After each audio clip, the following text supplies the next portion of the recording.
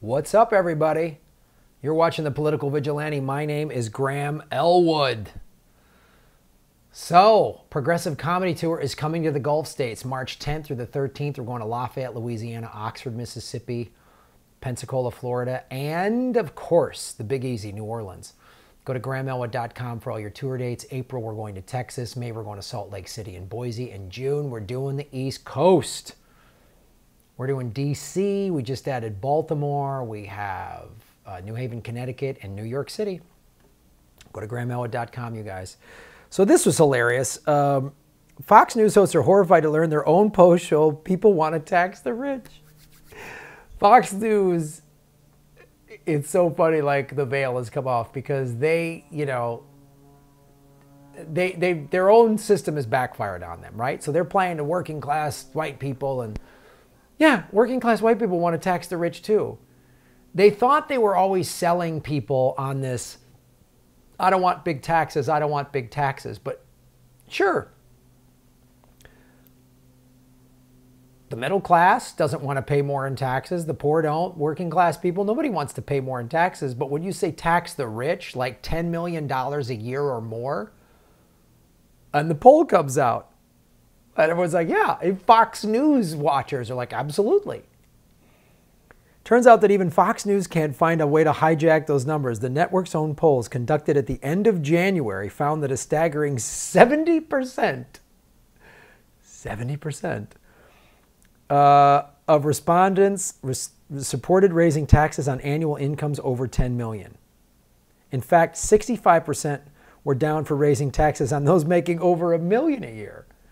Yeah, Fox News, because your base is not the wealthy. And guess what, Fox News? 60% of Americans don't have $1,000 in savings. That's 60% across the board. So that means people that watch Fox and MSNBC and CNN and PBS and whatever else, this show, don't have $1,000 in savings. So, but I want to show you this. I want to show you the actual clip of it. It's because it's, oh my goodness, it's so beautiful. It's so beautiful. Let me show you this right here. Okay, here we go. We're going to open this up a little bit, and then let's see what the gang over at Fox News is what seems to be a movement against capitalism in this country. This is a piece in Politico just published, Soak the Rich. Americans say, go for it. In this piece, it talks about how recent polling is showing that the American public is increasingly on board with raising taxes on the rich. As evidence, we pulled up this latest Fox News poll on the issue, whether Americans support raising taxes on the wealthy, on incomes over $10 million. Those that are in favor of that, 70%, Charles. Over $1 million in income, 65% are in favor of raising taxes. The idea of fairness has been promoted in our schools for a long time, and we're starting to see kids who grew up in this notion that fairness above all, and now they're becoming voting age, and they're bringing this ideology with them. Wait, what? You think? Well, no. Yeah, because wage inequities, it's not fair. And of course, a guy probably making a 6 or 7 figure income with one of the corporate media giants is like, well, what's with these kids want everything fair? We teach our kids about fair play, right? Isn't it like a cornerstone of America? They want fair play. We want everything to be fair. We teach our kids that. And now this guy's saying that's the cause of this?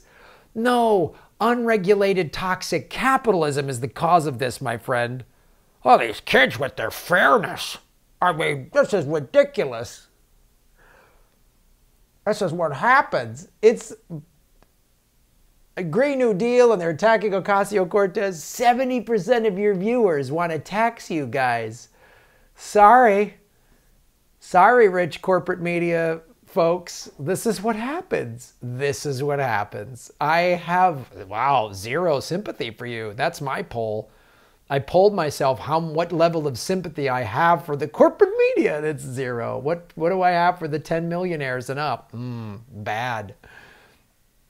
Fox News, which always espouses all the good old days, right? In the 50s. We had a 90% tax rate in the 50s of people making this kind of money, right? We had the highest union membership. We had the highest banking regulation. That's when we had a thriving middle class. That's when you had upward mobility. You had good union jobs, manufacturing jobs. You could move up, you could buy a home and provide for your family. You could do all those things. And the wealthy had to pay their fair share.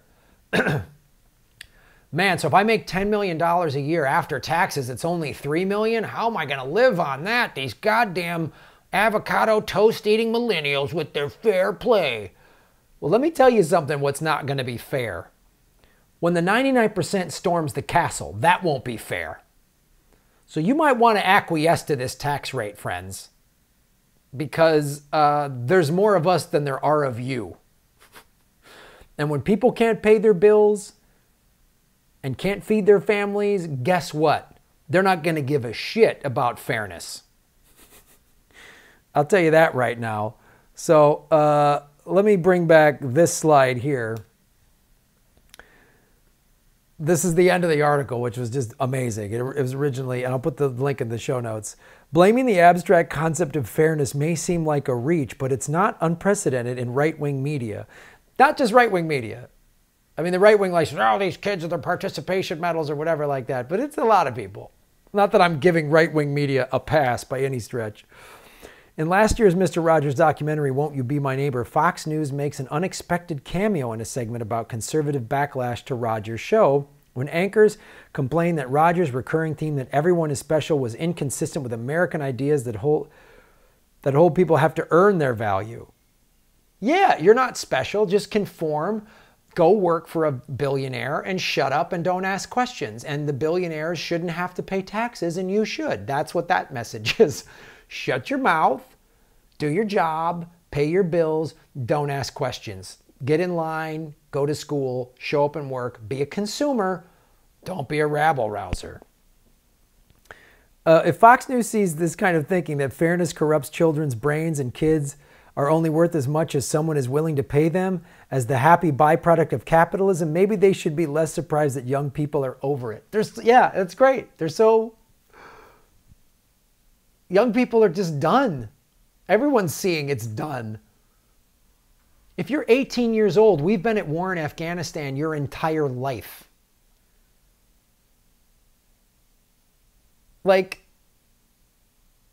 You've seen capitalism has failed you. If you just graduated college, well, good luck. You've seen your friends and you all have to drive for Uber and Lyft, and you have to kickstart medical procedures. The best job to get is, joining the military. Gee, and you wonder why they don't want to do this. I just can't figure it out.